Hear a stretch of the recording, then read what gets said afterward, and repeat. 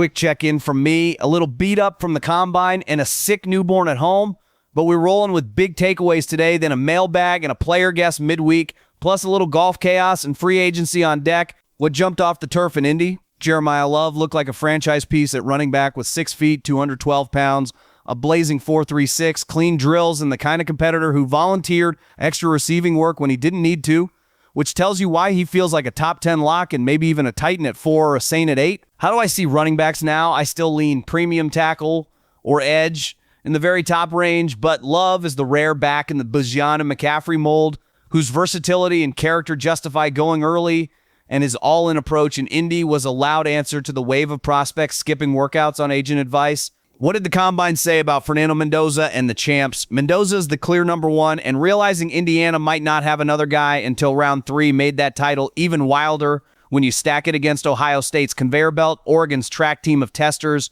and Miami's freak show, headlined by Bain and a giant at tackle, which only underscores how NIL and Kurt Sigmetti's impact changed what was possible. Why are injuries up? The league has never been faster across every position, while the sport practices less than ever after the death of two-a-days, and that combo of top-end speed with fewer reps at game pace is a bad recipe for staying healthy. What's the quarterback market vibe? Malik Willis benefited from timing and clear growth, so I could see 3 years around $75 million with $50 guaranteed even if he lands on a rough roster, while Kyler looks more like a future backup than a trade chip.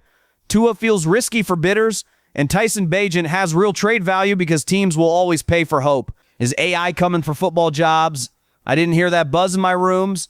And while software can crank out cut-ups or even draw plays, which puts quality control roles at risk, area scouts live on human intel you can't scrape, like maturity, wiring, and the off-the-record stuff only relationships unlock. What really decides NFL careers? This league rewards serious people who put every chip in the middle, and no algorithm can measure that, which is why living in the real world with real conversations. Any Combine stories?